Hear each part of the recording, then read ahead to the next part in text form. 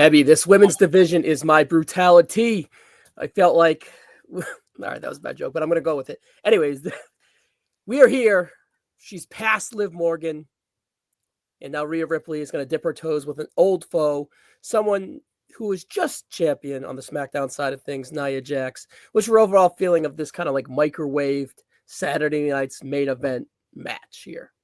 Oh my God. So when we first opened Raw and I saw like Nia attack Rhea, my first response, like I was on live with a few of my other wrestling friends, and I'm just like, oh no, mom and dad are fighting. I don't like that mom and dad are fighting.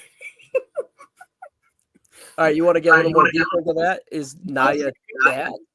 Cause yes, mom and dad. Nia is dad and Rhea is mommy, of course. But like mom and dad are fighting.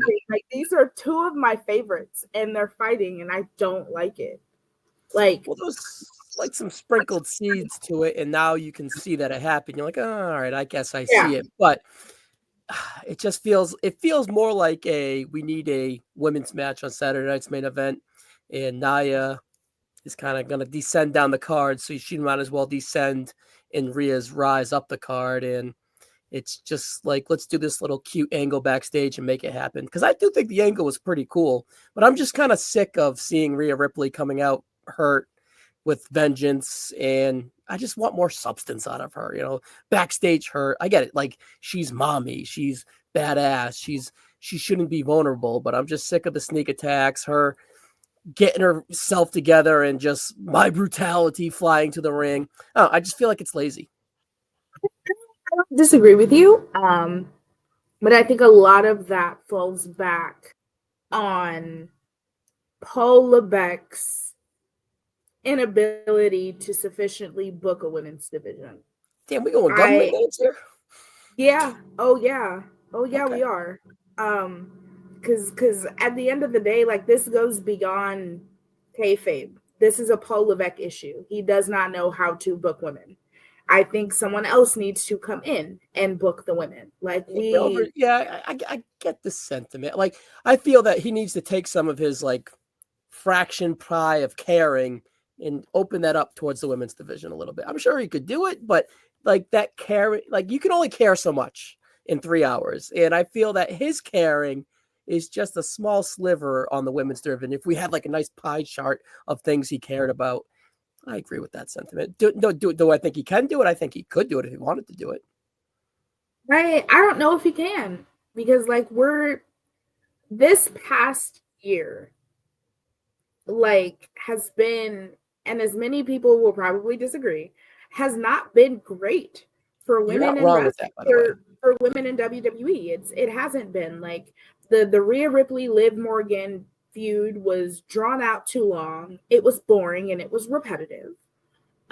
We were waiting and waiting and waiting and waiting for Tiffany to cash in. Like, we knew this whole thing was an act. We knew, like, it wasn't a surprise when she betrayed Nia and cashed in. We knew this was going to happen.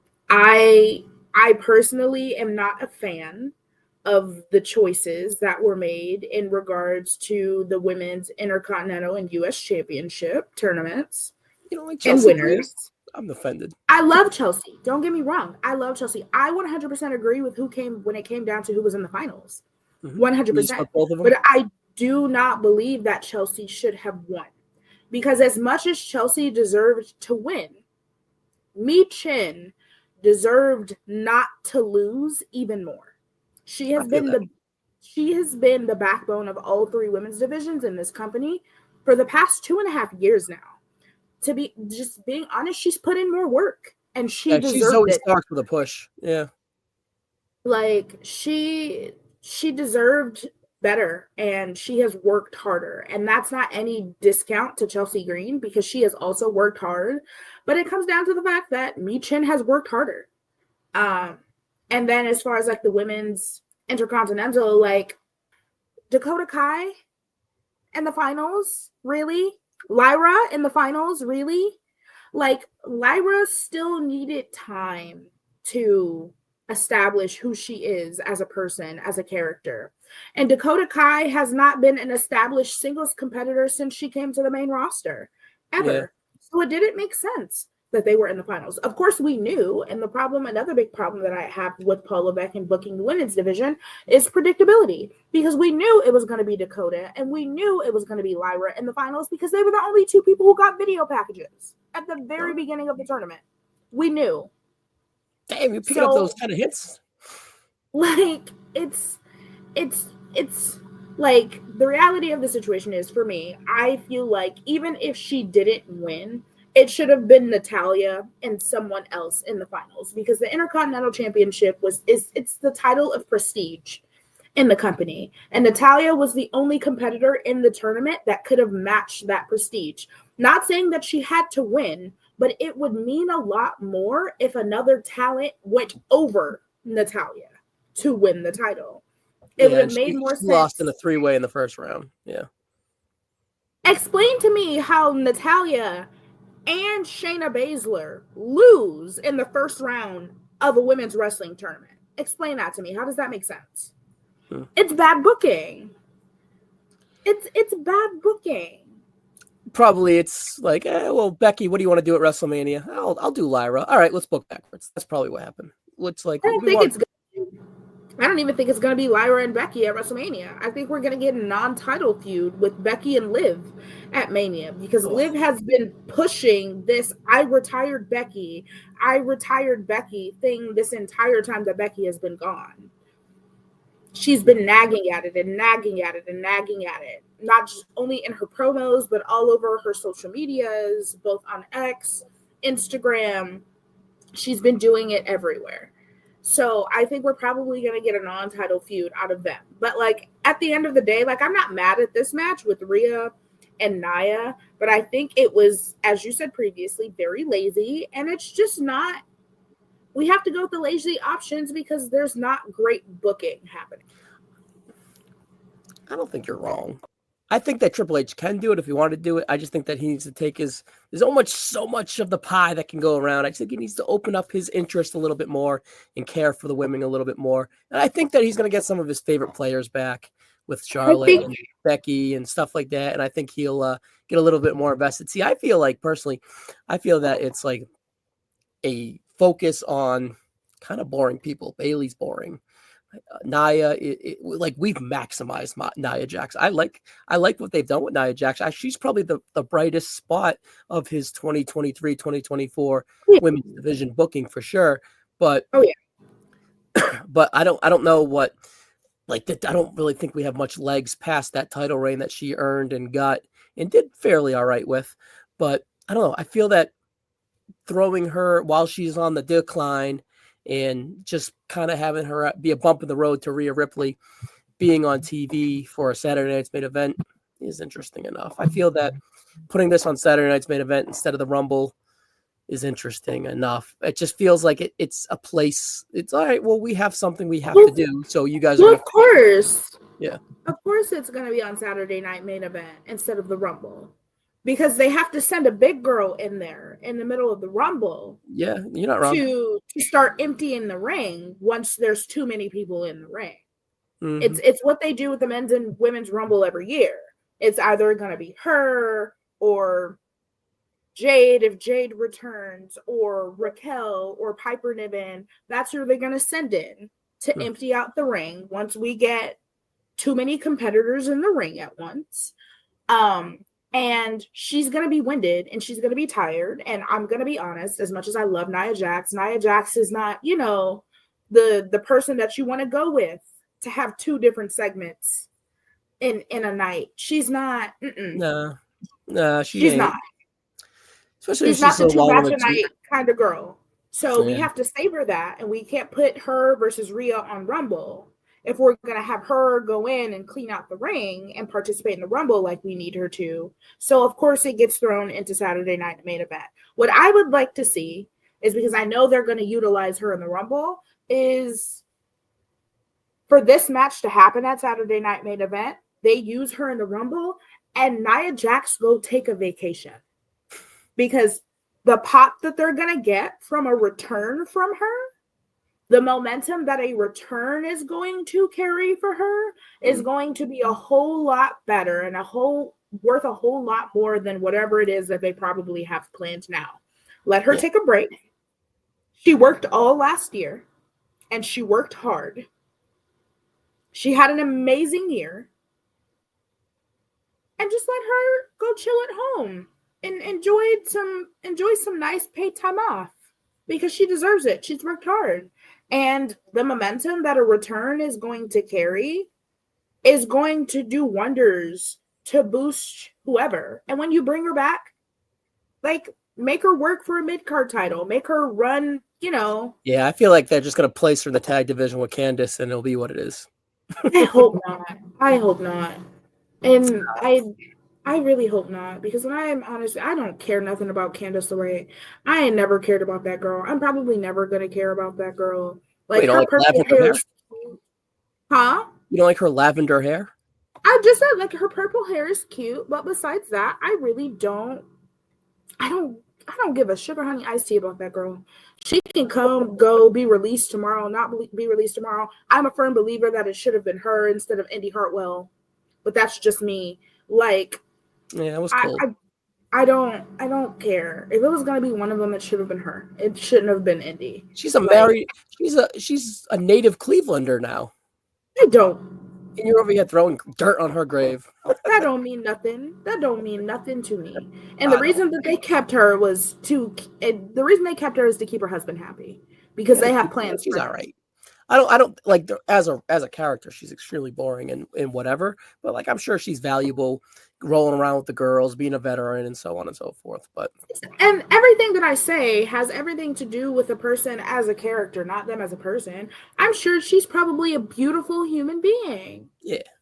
And that's wonderful that she's a beautiful human being. But right now, right here, we're talking wrestling. Wrestling, she sucks. Her character sucks. All right. Rhea Ripley does not suck. Or maybe she does. I'm not sure. But I don't think that she is really in a spot to carry a women's division. It feels like she's just going through the motions. Like, I love Rhea. I think Rhea's awesome. I think she's great. But like, I just get so bored watching her with the facial expressions coming down with My Brutality. And I'm like, we're doing the same song and dance again. Like, I understand that she is not your typical baby face, and they need unique situations to give her sympathy. But I'm over these unique situations because they're all the same. They're all backstage attacks, and then she hardens up some health and comes down and gets the pop for My Brutality, and she has her facial expressions. I don't know. She needs a foil to play off of. Rhea alone just ain't swimming for me right now. It all comes down to what I said earlier. Paul Levesque doesn't know how to book women, because the problem is they booked Rhea. Like, this previous title reign that she had, not this one, but the one before it. They booked it to where, like, oh, Rhea can, like, run with the men. Like, she's putting grown men on their asses, like, in the ring. You can't be having these little girls beat her up. Like, what are we gonna? You can't have these little girls beat her up. Is she a heel? Is that what we're getting to? Is she just a heel? I don't even think she's a heel. I think they've booked her too strong. There gets to a point to where you book a character too strong to where it does not make any sense for anybody to lose to them, boring, unless it's unfair. And she's never going to be cemented as a heel. She's always going to be a babyface character. If the only time women can get a win over on her is if they cheat. Yeah. Because then everybody's going to continuously feel like, oh, they cheated mommy. They cheated mommy. Mommy needs her rematch. And it's going to be this consistent back and forth with Rhea either has the title or Rhea's chasing the title. Very directly chasing the title because she was cheated out of it. And there's a complete lack of versatility. It's not going to go anywhere. Rhea's storyline is not going to go anywhere. I genuinely don't know what to do with her. Like, I love her. I love her. I know what I would like. I'd love to see her with Bianca, but she seems busy. I'd love to see her with Io, but I don't think that from a character feud. I don't think Io versus Rhea is fun. I think it would just like the bell would hit ring and it'd be awesome. But other than that, I like think the journey to get there Io would be kind of whack.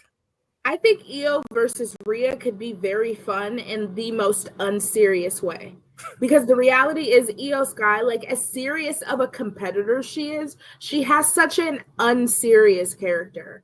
And me personally, with how my brain is working, I feel like that's what they're gearing towards for Mania. Like I see Io winning the Rumble and it being Rhea versus Io at Mania. Makes sense. It's a pretty good matchup, Because to be honest. Yeah. it's going to be a brilliant match. I think with what was going on with Io being the number one contender for Liv when Liv had the title, and Raquel helping her and Rhea kind of coming out and, being there so they don't, jump Io. And she literally carried Io to the back. I feel like they were foreshadowing something. I feel like they were definitely foreshadowing something with that. And like you said, it would be a brilliant match. The match would be absolutely amazing. Like maybe Meltzer can give some women a 5-star match somewhere. And I feel like if anything, that would be it. Like, because if anything, more than anything, and I think it's a big part of why they keep putting the title on her and they keep the title on her is because Rhea has proven that she can show up and show out at the show of shows. Yeah. Like her and Charlotte put on 2 bangers at Absolutely. Mania. The pandemic one was awesome as well. It was all physicality. It was all within the ring, and it was all awesome. All right. Well, I think we both in agreement that Rhea's kind of pretty much just going to retain this. I'd put it in the middle of the card, 9:00 hour, and then just get that big Rhea Ripley pop. I think this will be similar to their match in Perth that we saw earlier last year.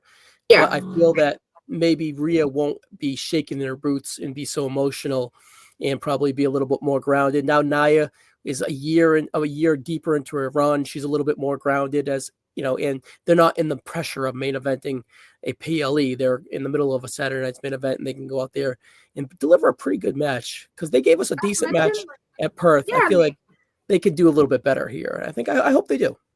I think they're definitely going to do a bit better, especially since you can see the progression of Nia from her return to now. You can see how she has gotten better in the ring. You can see how she's cleaned up the messy spots that she is so prone to having.